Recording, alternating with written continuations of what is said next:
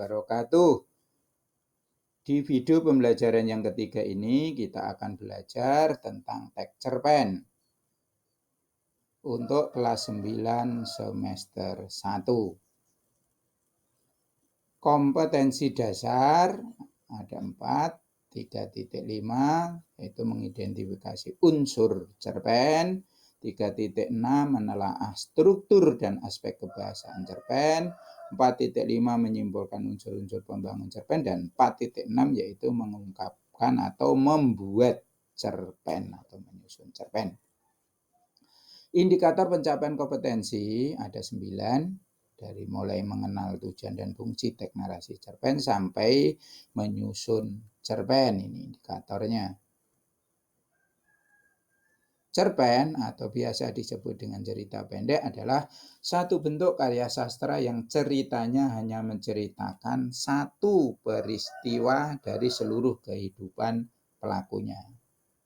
Ciri-cirinya, panjang cerita tidak lebih dari 10.000 kata, mengandung satu gagasan utama, menyajikan kejadian paling menarik, dan berakhir dengan penyelesaian. Ini perbandingan ciri antara cerpen dan novel. Kemudian unsur dari cerpen ataupun prosa itu ada 2, unsur intrinsik dan unsur ekstrinsiknya. Intrinsiknya ada 7, ekstrinsiknya ada 3. Yang intrinsiknya itu ada tema, latar, alur, amanat, tokoh, dan penokohan, sudut pandang pengarang, dan gaya bahasa. Baik, sekarang kita akan pelajari satu persatu tentang unsur intrinsik cerpen atau cerita. Yang pertama yaitu tema. Itu pokok pembicaraan yang mendasari cerita. Itu tema. Yang kedua yaitu plot atau alur, yaitu rangkaian peristiwa yang sambung menyambung dalam sebuah cerita berdasarkan logika sebab akibat. Kemudian amanat adalah ajaran atau pesan yang ingin disampaikan pengarang kepada pembaca. Kemudian yang keempat yaitu sudut pandang pengarang, yaitu posisi pengarang dalam sebuah cerita. Ini sudut pandang pengarang itu ada 3, sebagai orang pertama pelaku utama, sebagai orang pertama pelaku sampingan, dan sebagai orang ketiga. Sebagai orang pertama pelaku utama dalam ceritanya itu tokohnya yaitu aku. Kemudian sebagai orang pertama pelaku sampingnya tokohnya dalam cerita itu yaitu aku dan nama tokoh lain.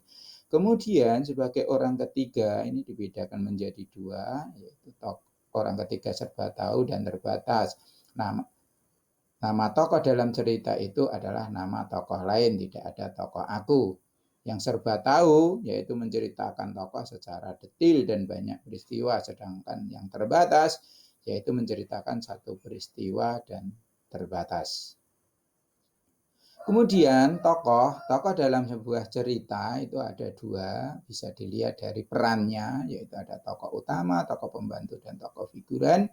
Kemudian ada berdasarkan wataknya, ini ada 3 juga tokoh, yaitu tokoh protagonis, tokoh antagonis, dan tokoh tritagonis.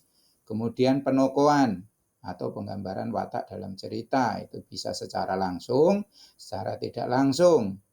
Yang tidak langsung itu bisa dilihat dari 6 hal ini. Penokohan secara langsung yaitu watak tokoh cerita disampaikan dengan cara menyebutkan wataknya secara langsung. Sedangkan yang tidak langsung yaitu watak tokoh dalam cerita disampaikan tidak terus terang. Itu bisa dilihat dari dialog antar tokoh, gerak-gerik antar tokoh, dan lain sebagainya. Penokohan atau perwatakan adalah pemberian watak pada tokoh cerita.